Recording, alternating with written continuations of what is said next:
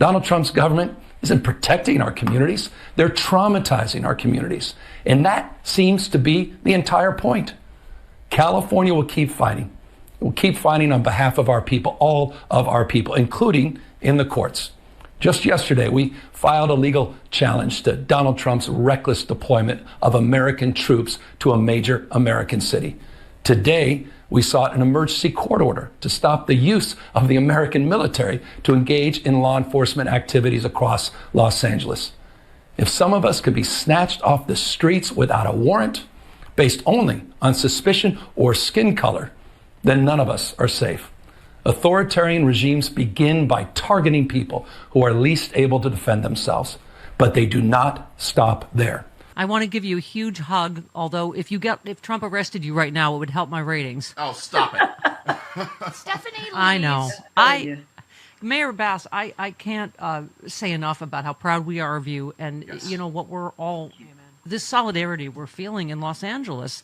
I am reading, this is Steve Bannon, Karen Bass and all the communists invited this. She should be arrested immediately. As you know, the president yesterday called for Governor Newsom to be arrested. Mm-hmm. They have sent Marines into our city on top of the National Guard against our will. Can you just update us and get just you talk? Yes, I will. And Stephanie, thank you so much for having me back on. It is such an important time to talk to Angelenos, to talk to Californians. I know you have a very a strong reach across the country. I will tell you, last Thursday, the day before the raids, Los Angeles was a peaceful city. Thank you. Nothing was happening here out of the ordinary. On Friday, our world changed, and our world changed because of intervention from Washington, D.C. It had nothing to do with what was going on here. Trump said he was going to go after drug dealers and gang members. How is that a day laborer at Home Depot? Right. Are people working in a warehouse? You know, this is what, or what's worse, you know what I learned yesterday? Is that people who are here legally, when they show up for their annual appointment, they have to go in person downtown to the immigration office. When they show up, sometimes they bring their families with them. Do you know they're being detained? Oh. Yeah. Yeah. That is somebody who is applying with the law. So what that's going to mean is that when people hear that, they're not going to go for their annual appointments. Then they will fall out of status, and then they will be undocumented.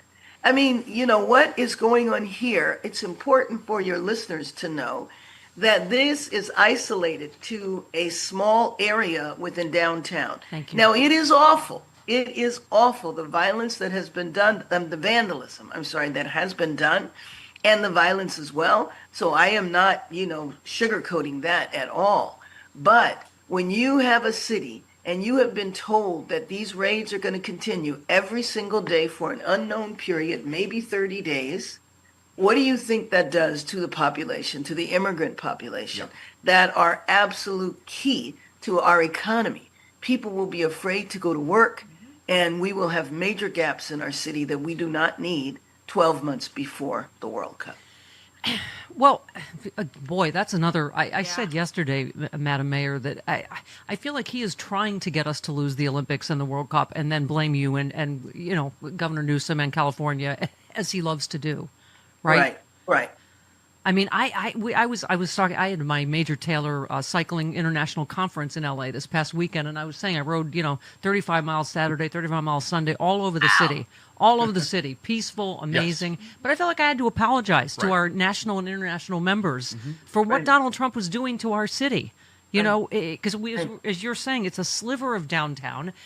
Talk about how dangerous it is to send Marines in. I mean, first of all, the governor said, I was just informed Trump's deploying another 2,000 National Guard troops to L.A. The first 2,000 given no food or water. Only approximately 300 are deployed. The rest are sitting unused in federal buildings without orders. This isn't about public safety. It's about stoking us into a dangerous situation. And now here come the Marines. Yeah. Exactly. And frankly, the National Guard that are here, what are they doing? They're staged at the federal building in Westwood, and they're downtown at the federal building there. So you have 100 troops that are there. You have 100 troops in Westwood, and you have 100 troops in Paramount. We didn't even need that.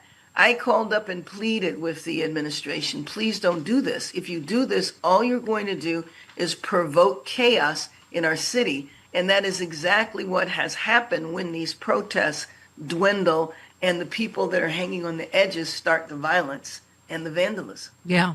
I mean, our police chief, right? It said he was confident in the police department's ability to handle large-scale demonstrations, and the Marines' arrival without coordinating with the police department presents a significant logistical and operational challenge for him.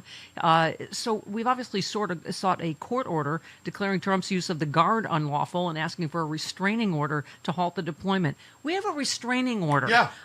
Against the president of the United States, like he's our abusive ex. Like, I mean, right. Exactly. And you have, soldiers coming in. Just think about that for a minute. Let that sink in.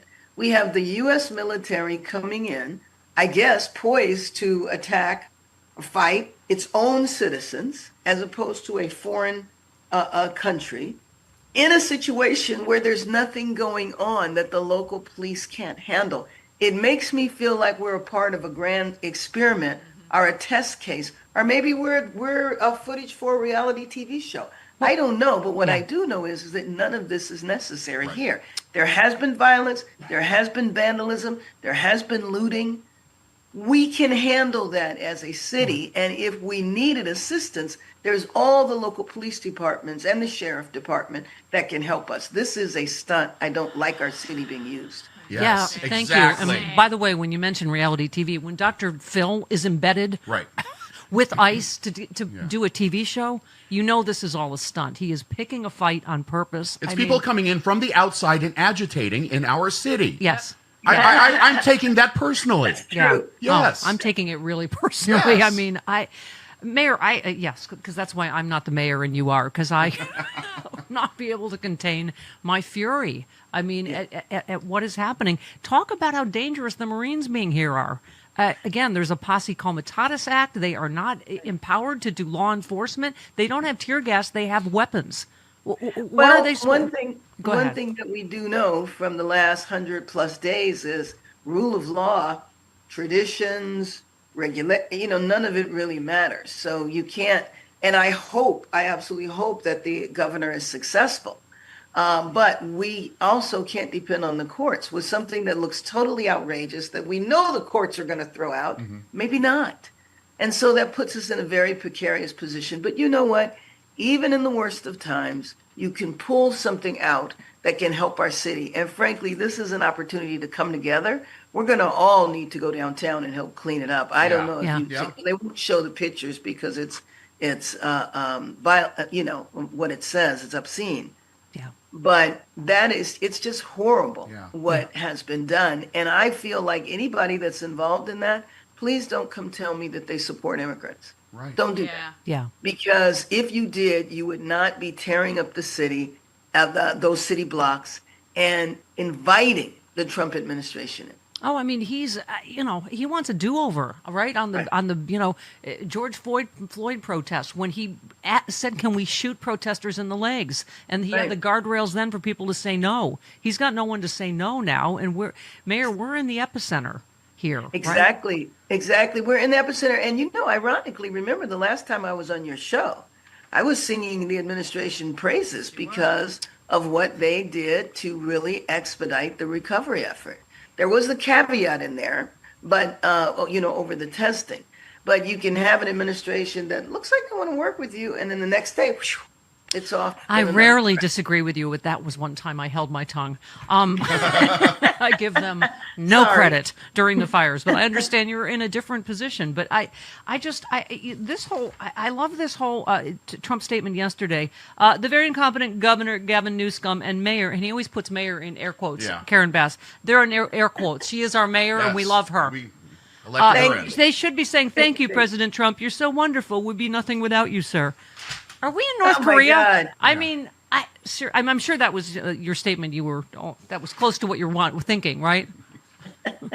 Well, but you know what he did, though, is that on, I think it was Saturday night, there was a disturbance. It was about 100 people, okay? 100 people. And the next morning, he tweeted how what saved the day was the National Guard. The fact that he had sent in the National Guard, and that's what saved the day. They weren't even. They weren't here.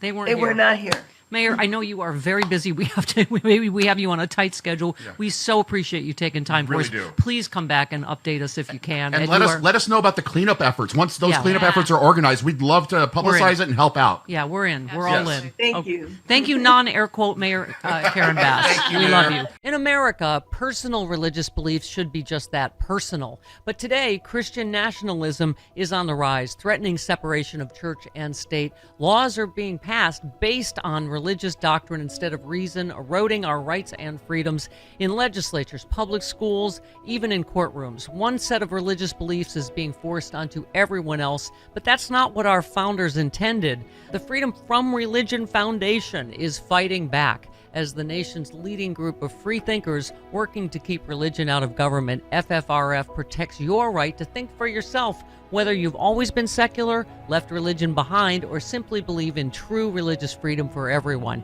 If we don't stand up now, we may lose our religious freedoms. Join FFRF in defending our secular constitution and keeping faith a personal choice, not a government mandate. Visit ffrf.us/freedom to learn more, become a member, or text my last name Miller to 511-511, because in a truly free country, no one's faith should dictate everyone's future. Text Miller to 511-511 today.